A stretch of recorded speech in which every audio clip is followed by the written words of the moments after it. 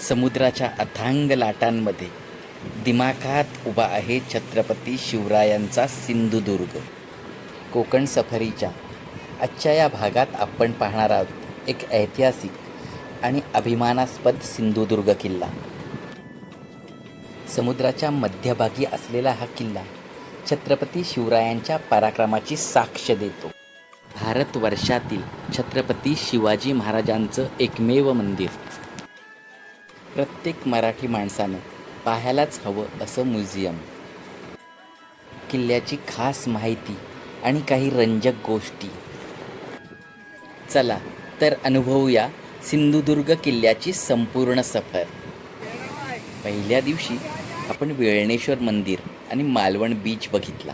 आता सुरुवात करूया आपल्या दुसऱ्या दिवसाची. दुसऱ्या दिवशी किल्ला पाहण्यासाठी आम्ही सगळे लवकर उठलो. आम्ही सगळ्यांनी मिळून मस्त गरमागरम कांदे पोहे बनवले. आमच्या हॉटेलपासून सिंधुदुर्ग किल्ला फक्त 3 किलोमीटर अंतरावर होता. बसमधील सकाळची सुरुवात आम्ही कराओके सिंगिंगने केली.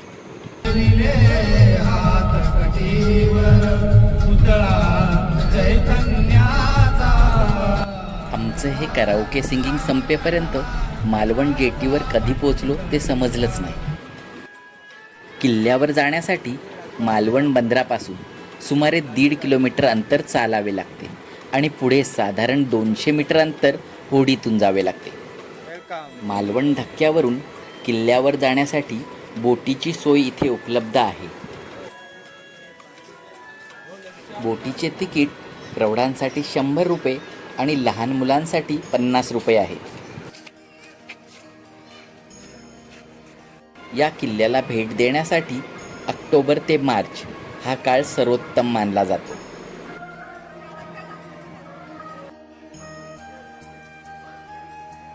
बोटीत जाण्यासाठी पर्यटकांची तिथे लाईन लागली होती, पण आम्ही 30 जण असल्यामुळे आम्हाला त्यांनी वेगळ्या बोटीची व्यवस्था केली होती.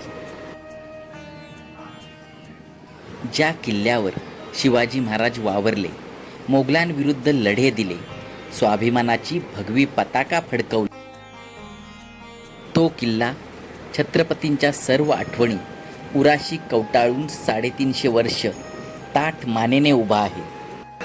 छत्रपती शिवाजी महाराज की जय. आमच्या ग्रुपसाठी ज्या बोटीची व्यवस्था करण्यात आली होती ती बोट आम्हाला नेण्यासाठी आली.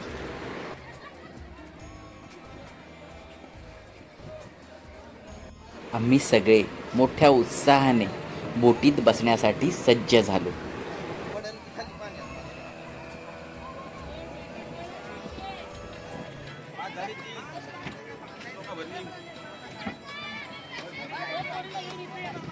तो कॅपॅसिटी किती यायची? सगळ्यांनी जॅकेट घालून या. सगळ्यांनी जॅकेट घाला. हो हो ठीक आहे. जॅकेट घाला जॅकेट. लाटांवर हेलकावे खात आमची बोट किल्ल्याच्या दिशेने पुढे पुढे सरकत होती.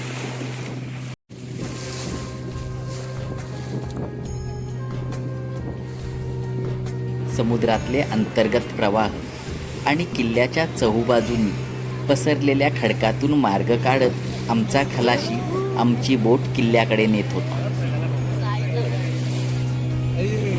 किनारा सोडल्यानंतर अगदी 10 ते 15 मिनिटातच आम्ही किल्ल्याच्या किनाऱ्यावर येऊन पोचलो. आपली बोट किल्ल्याच्या ईशान्य बाजूस असलेल्या महाद्वाराजवळ येऊन थांबते. हे महाद्वार मालवणच्या बाजूस आहे.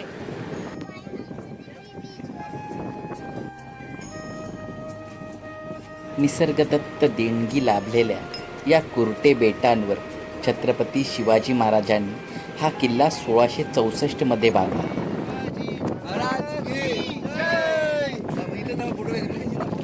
किल्ल्याचा तट दोन्ही अंगाने आत वळतो.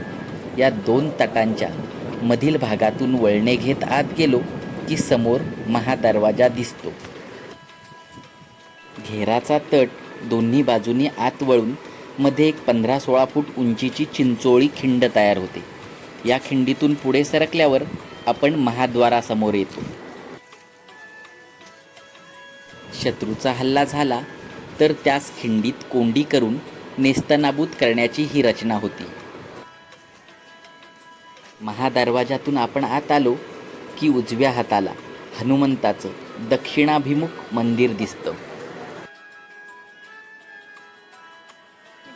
दुर्गस्थापत्य हिरोजी इंदुलकर यांच्या नेतृत्वाखाली आणि छत्रपती शिवाजी महाराज यांच्या देखरेखीखाली या किल्ल्याचं बांधकाम झालं. येथे आम्ही किल्ला प्रवेशासाठी आणि शिवकालीन वस्तूचे म्युझियम पाहण्यासाठी तिकिटे घेतली. थोडेसे पुढे गेल्यावर एका उंचवट्यावर श्री शिवराजेश्वर मंदिर दिसतं. या किल्ल्यातील अतिशय महत्त्वाची ही वास्तू आहे. महाराजांचं भारतवर्षातील हे एकमेव मंदिर आहे. महाराजांचे कनिष्ठ पुत्र छत्रपती राजाराम महाराज यांनी इसवी सन 1695 या मंदिराची उभारणी केली. नावाड्याच्या वेशातील विरासन मांडून बसलेली ही मूर्ती आपल्यात एक वेगळीच ऊर्जा निर्माण करते. छत्रपती शिवाजी महाराजांच्या इतिहासाची आठवण करून देणारे एक छोटे पण आकर्षक म्युझियम इथे आपल्याला पाहायला मिळते. या म्युझियममध्ये आपल्याला जुने तलवारी, भाले, ढाली, शस्त्रे, शिवकालीन नाणी आणि इतर अनेक वस्तू पाहायला मिळतात. या शिवकालीन वस्तू पाहताना आपण इतिहासात हरवून जातो.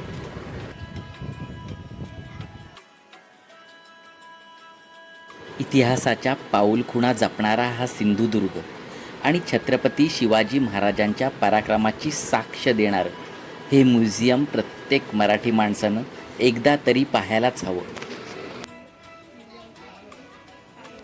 छत्रपती शिवाजी महाराज यांच्या हात आणि पाय यांच्या ठशांच्या चांदीतील प्रतिकृती आपल्याला इथे पाहायला मिळतात. छत्रपती शिवाजी महाराज यांच्या पराक्रमाची आणि मराठा साम्राज्याच्या वैभवाची जाणीव या वस्तू संग्रहालयात आपल्याला होते.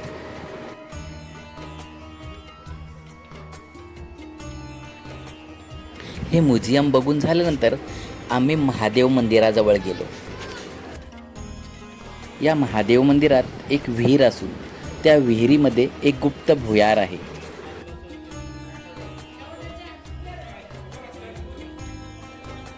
ओम नमः शिवाय. महादेव मंदिराचं दर्शन घेतलं आणि आम्ही पुढे गेलो.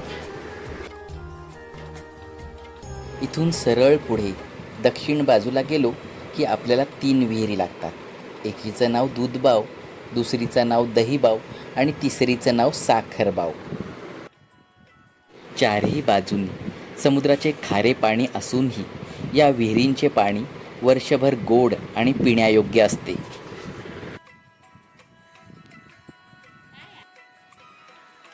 त्यानंतर टेहाळणी बुरुजाकडे पाहत पाहत आपण भगवती मंदिराकडे जातो.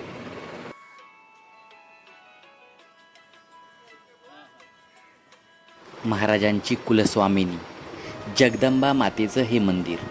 इथं तिला भगवती असे संबोधतात.